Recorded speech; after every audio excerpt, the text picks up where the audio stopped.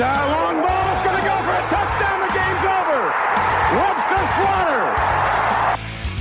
Beckham will go for the score. Unbelievable. 45-40. Run, William, run. He's got blockers in front. 5. Touchdown. Joshua Cribbs turns disaster into a score.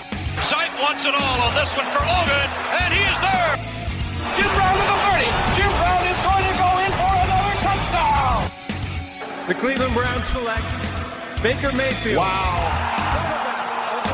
It is Baker Mayfield. I woke up feeling dangerous. Hello, Cleveland. I'm Anthony Joki, Jack Curry. Welcome to the 1085 Gridiron Podcast. We're here to break down another unfortunate Browns loss, 24-19 to the Denver Broncos. We have a lot to get to, and so Jack, let's jump right into this. It's another game where the offense struggled, the defense struggled to contain the run. What was the biggest flaw in the team today as they lose to the Broncos and fall to 2-6 on the season? Just the execution offensively. I mean, we got down to the red zone, I think it was, 5 times, and we only came away with 12 points in those situations. We have all these weapons offensively. It seems like Todd Monken and Freddie Kitchens don't know how to utilize it, and Baker Mayfield and the cast on offense don't know how to fully execute.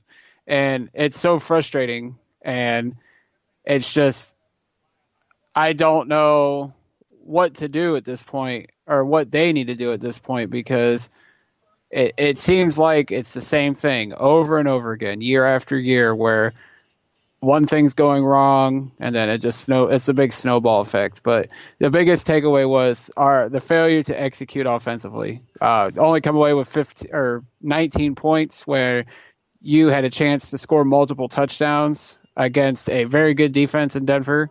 That was my biggest takeaway today. Yeah, they had 4 opportunities inside the red zone, like you mentioned. Clearly, something has to change offensively, because there's just a lack of communication, it seems, a lack of urgency, and it's just snowballed into this whole thing of a disappointing offense for this entire season. So either the head coach needs to go, either the offensive coordinator needs to go. Something has to happen, because I'm tired of the play clock running down to 5, 4, 3, 2, 1, and they're just getting up to the line. You have to burn timeouts, which at the end of the game, it costs you. I'm tired of them not featuring Odell Beckham more. Where's Rashard Higgins? What is going on there? Something is clearly going on that we don't know about, and we probably won't find out about. So are you in agreement that something has to change with either the head coach or the offensive coordinator just to try and change things up to get this to work? Yeah, something definitely has to change. The only question is it going to change? I don't know if it'll happen now. I know there's there's a lot of people that are saying, Freddie Kitchens should be left in Denver. I don't know if they're going to do that. I just don't see it. I think Schefter and a couple other people said that Kitchens is getting the full season. So either he needs to take a step back, let Monken get more involved in the offense, and, Kitchens can focus on, clock management and all these other things, or this season is completely tarnished. We're not going to win more than 5-6 games at best. And unfortunately, at the end of the season, there's a coaching change, and it's the same cycle over and over again. Yeah, the Browns just can't get out of the cycle. Like you talked about, coaching change after coaching change. If they fire Freddie and Monken takes over, they might play well for a few weeks under Monken, and then we'll try to convince ourselves that, okay, well, maybe Monken is the guy. Let's go with him, next season or whatnot. I'm just tired of the cycle. Something drastic has to happen, and I don't know. I think they would start at Monken. and then work your way up to Freddie. I think that's the logical thing. You saw what it did for the Los Angeles Chargers this week. They fired their offensive coordinator. They ended up beating Green Bay this week. I know you have another tough team coming to town in the Buffalo Bills. They're 6-2. They're really hot right now, and they're making a playoff push. And their defense is also very good. So, do you want to make that offensive change? The following week you have Pittsburgh on Thursday night. The Browns are in a stretch where they have 3 games in 10 days, and they're going to have to win, obviously, the next 2 if they're even going to want to talk about playoffs. But I think right now, are the playoff chances, is that done? Is this over? Yeah, I think it's over. It's not just Freddie Kitchens. It's not just, Baker Mayfield. It's a complete organizational thing. It goes from top to bottom. I mean, you can blame Dorsey for some things that have led to this. You can blame the Haslams because they have been bad as owners, regardless of the moves they've made in recent years. You can blame the coaches. You can blame the players. It's a top-to-bottom organizational thing. It comes down to it. It's the culture. It's not the media and their dumb questions. It's not the fan base and their high expectations. The Browns don't know how to win. We don't know how to handle the winning once it happens. And until the culture gets established in this town, unfortunately, expectations should be low no matter what this team, because they always seem to find a way to screw things up regardless of the situation. And, it's sad to think about this, but right now Chase Young is looking like a possibility. But we won't talk draft yet. We won't go that far yet. Thank you. All right. You're welcome. Let's talk about one of the big plays, and it happened right there at the end on the 4th down. They had to get a first down. It was 4th down. Baker threw with double coverage over the middle. He saw on the replay that Odell Beckham was, I won't say wide open, but he was open down the left sideline, and Baker did not see him and ended up throwing the Landry's incomplete. And that was the ball game. Jack, I'm totally okay if Odell goes off in his post-game press conference or this week, because at some point you saw it at points during this game where Baker, I won't say forced it, but he looked towards Odell, and Odell was able to be the playmaker that he is and made some things happen. And I thought Rich Gannon had a great point at the end of the game. Was he was always looking for Jerry Rice or his other star players in those types of situations. And I think on 4th down, you have to look Odell Beckham's way. Absolutely, but I mean, you can't fault him for looking at Jarvis Landry. You just don't do it in double coverage. I mean, Beckham's one-on-one against Chris Harris, and I would take Beckham in that situation 10 times out of 10. Chris Harris is a great corner, but I'll throw that up, and Beckham will go get that ball because that's how good he is. Yeah, I mean, Rich Gannon said it. He goes, I would go after Jerry Rice or Rich Gannon, or Tim Brown, I'm sorry. But he said, he goes, go after 13 or 80. What did Baker do? He looked at him, and he went with 80. And usually Jarvis can haul that in, even double covered. I mean, Landry is always making catches no matter what. But in that situation, you definitely go to Beckham. Beckham looks ticked off. Like you said, I wouldn't be shocked if he goes off and says, I need to get the ball. I mean, he hasn't said it. Landry has said it time and time. But, I mean, at some point, Beckham's got to start asking for the ball. And if he's got to do it publicly, that's fine at this point. I know the media will kill him for it, but at this point, screw the media. You don't need to worry about what they think. We know what kind of guy Beckham is, what kind of player he is, and it's time that they start force-feeding him the ball. Let's talk about go ahead. He's the best weapon outside of Nick Chubb. Yeah, Nick Chubb. I was just saying, he's our best weapon offensive. Yeah. I was just saying. No, go ahead. I was going to say that's another point. You brought up Nick Chubb. And, there were countless situations today where the Browns were, 3rd and 1, 3rd and 2, 3rd and 3, 4th and 1. And Nick Chubb wasn't anywhere to be seen on the field. Now, I know next Sunday it'll be Kareem Hunt instead of Dontrell Hilliard. But to me, some of this is just mind-baffling when you have a running back that's good as Nick Chubb, and he can't see the field on those plays where you're going to run the football. The fourth down quarterback sneak, I know the spot was terrible and it should have been a first down, but why isn't Nick Chubb in there on that play? Things like that.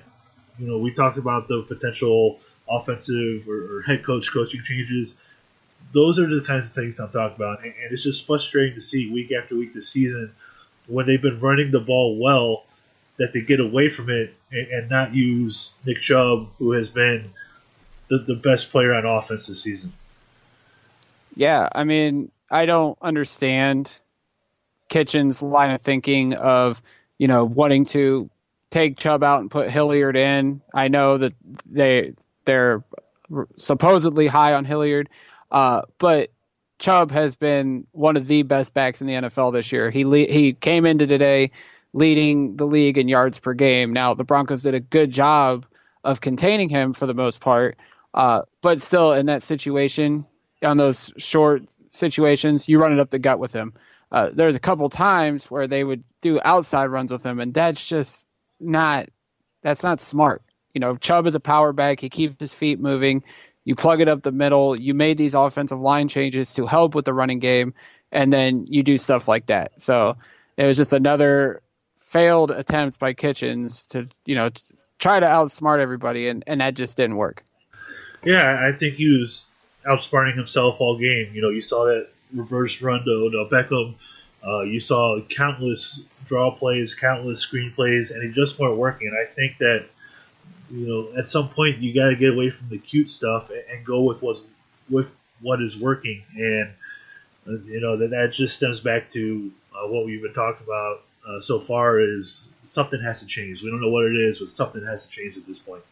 Let's talk about the defensive side of the football, to where a guy named Brandon Allen, playing in his first NFL game, completely outplayed Baker Mayfield today, and it wasn't even close. And I don't know if you want to put this on Wilkes, if you want to put this on a defense. I know the tackling was just atrocious today. Jermaine Whitehead, they could leave him in Denver for all I care.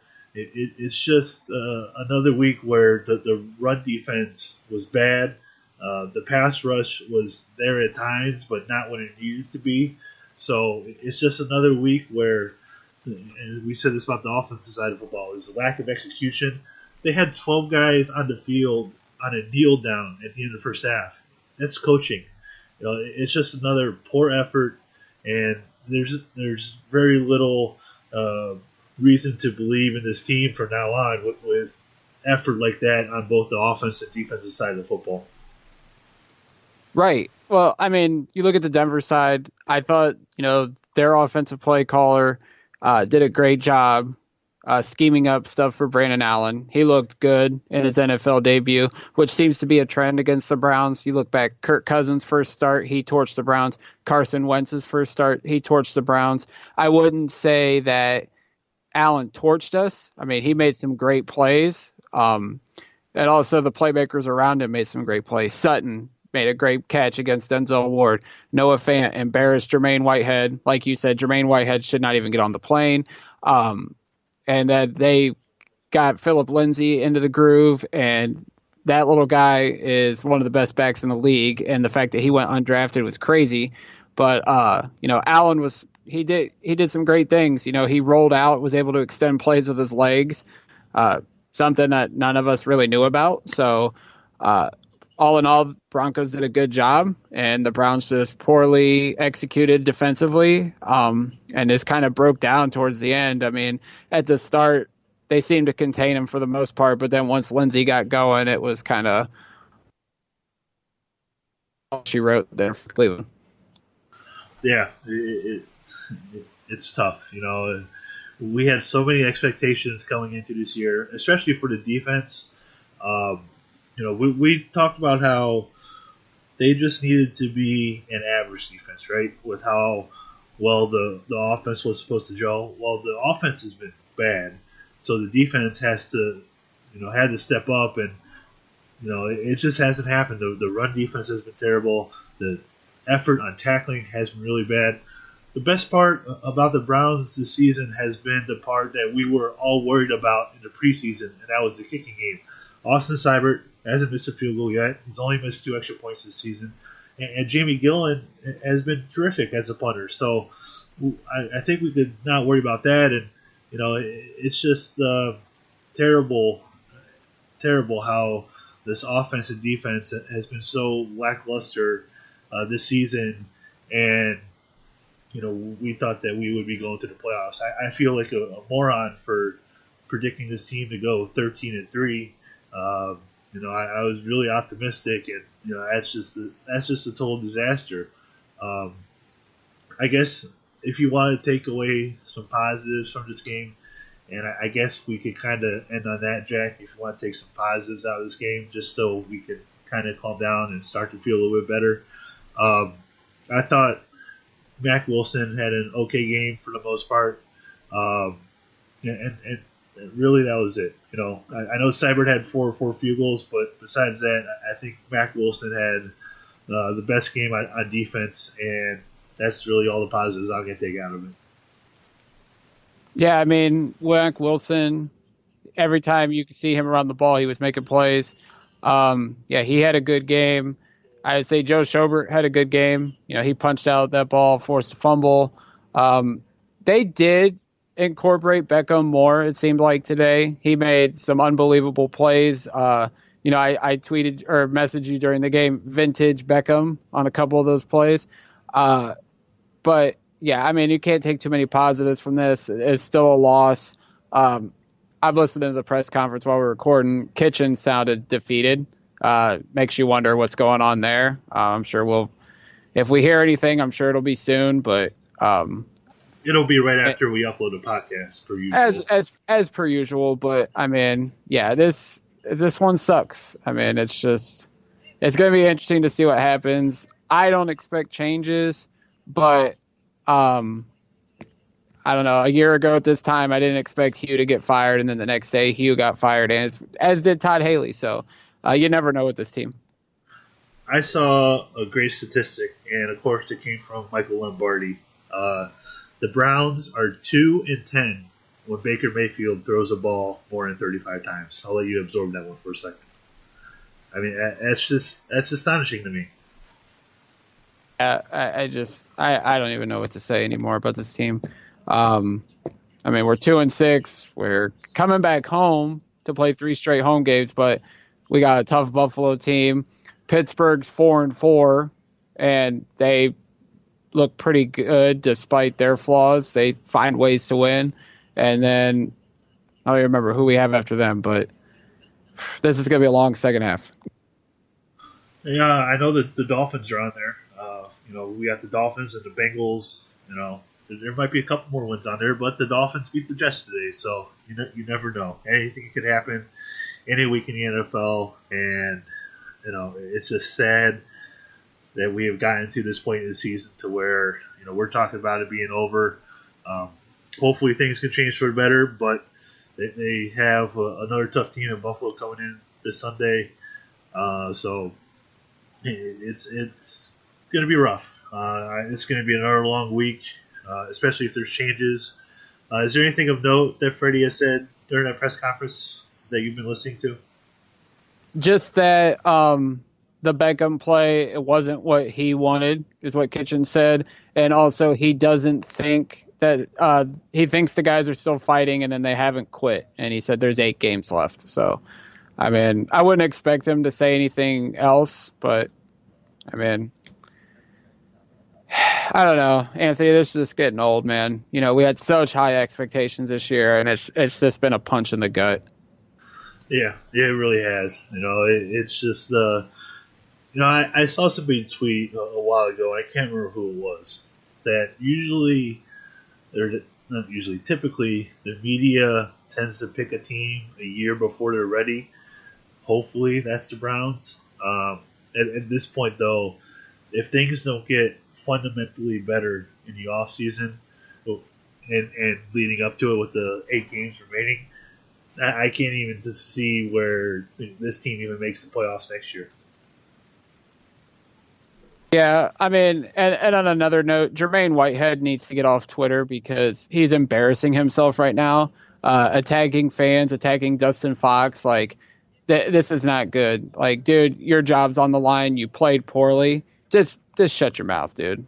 I mean, it's embarrassing that you have to attack fans on Twitter that are critical of you.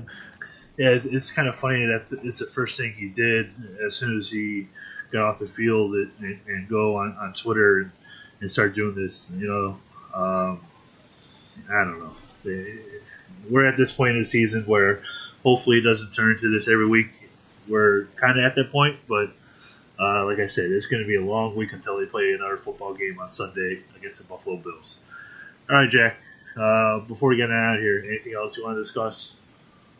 Just that, there's obviously no update yet on Olivier Vernon and Ricky Seals-Jones, but the way that they were grabbing their knee, it did not look good. So we'll definitely see what happens at this point with them, but hopefully it's good news and not bad news.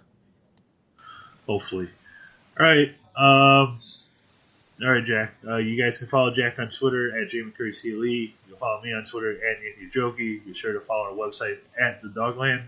You can visit the website by going to dog.land instead of .com. We appreciate everyone who's visited so far. We appreciate everybody that listens to the podcast. You can find our podcast on Apple Podcasts, Spotify, iHeartRadio, Google Play. With all that, we're going to get on out here. It's very tough to say, but it's always the most important thing, and that is go Browns.